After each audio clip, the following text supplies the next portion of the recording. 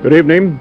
Dr. Martin Luther King, the apostle of nonviolence in the civil rights movement, has been shot to death in Memphis, Tennessee. Police have issued an all-points bulletin for a well-dressed young white man seen running from the scene.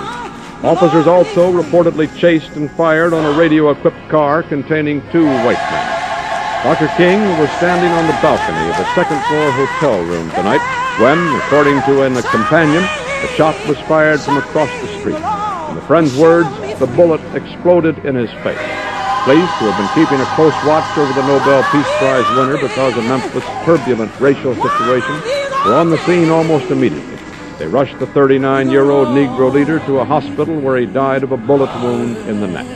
Police said they found a high-powered hunting rifle about a block from the hotel, but it was not immediately identified as the murder weapon. Mayor Henry Loeb has reinstated the dusk-to-dawn curfew he imposed on the city last week when a march led by Dr. King erupted in violence.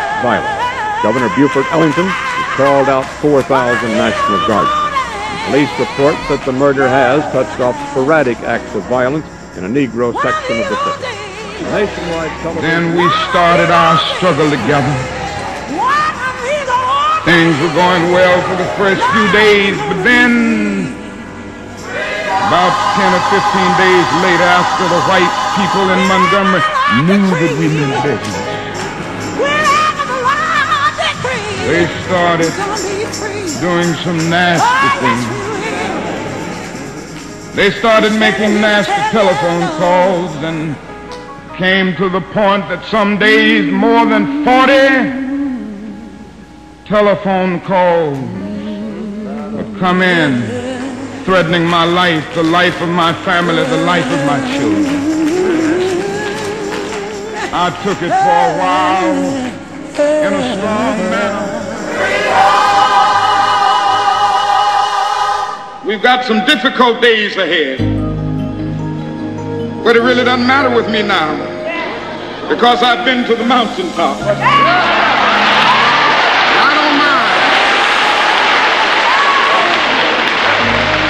Like anybody, I would like to live a long life. Longevity has its place. But I'm not concerned about that now. I just want to do God's will. And He's allowed me to go up to the mountain. And I've looked over and I've seen the promised land. I may not get there with you, but I want you to know tonight that we as a people will get to the promised land.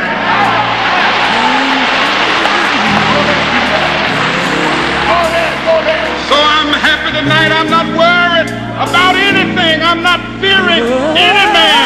Mine eyes have seen the glory of the coming of the Lord.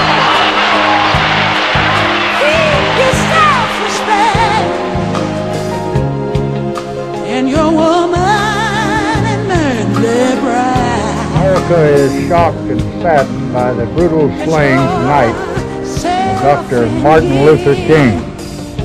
I ask every citizen to reject the blind violence that has struck Dr. King, who lived by nonviolence. We shall overcome. Deep in my heart, I do believe we shall overcome.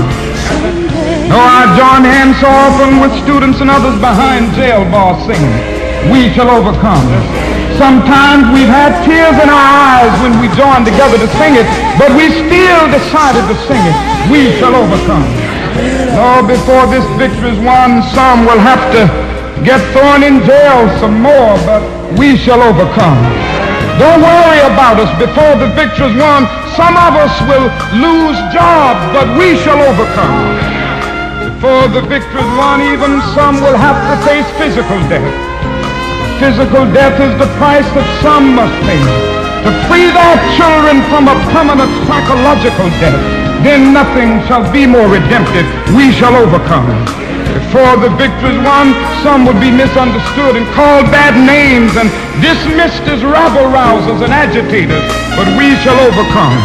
And I'll tell you why. We shall overcome because the arc of the moral universe is long, but it bends toward justice. We shall overcome because Carlyle is right. No lie can live forever.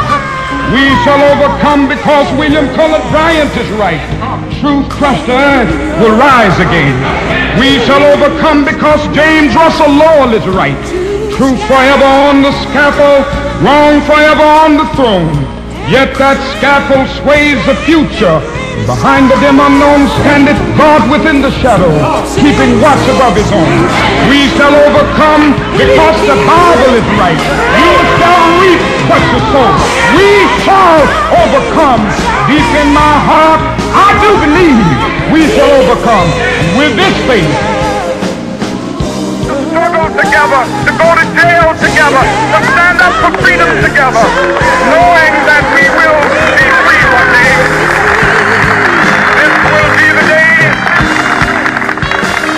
This will be the day when all of God's children be able to sing with new meaning, "My country, tears of thee." Sweet land of liberty of thee I sing. Land where my fathers died, land of the pilgrim's pride. From every mountainside, let freedom ring, and if America is to be a great nation, this must become true. So let freedom ring. From the prodigious hilltops of New Hampshire, let freedom ring.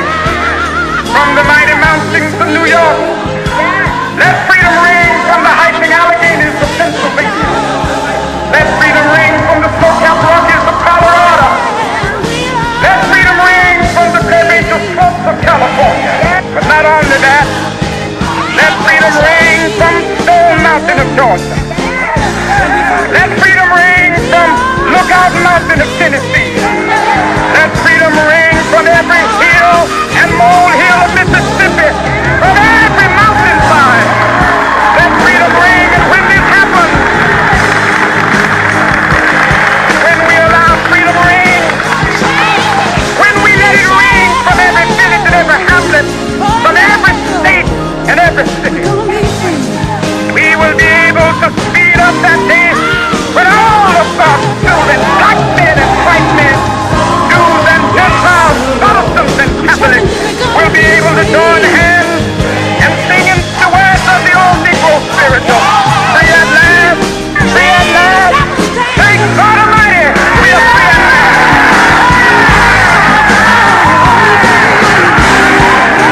By using biblical language, the King created a moral imperative. His marchers became crusaders, and he, a symbolic Moses, to deliver Americans to the promised land.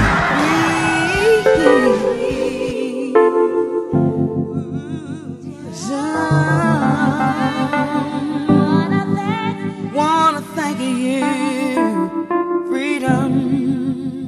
Freedom, freedom, freedom. It's nothing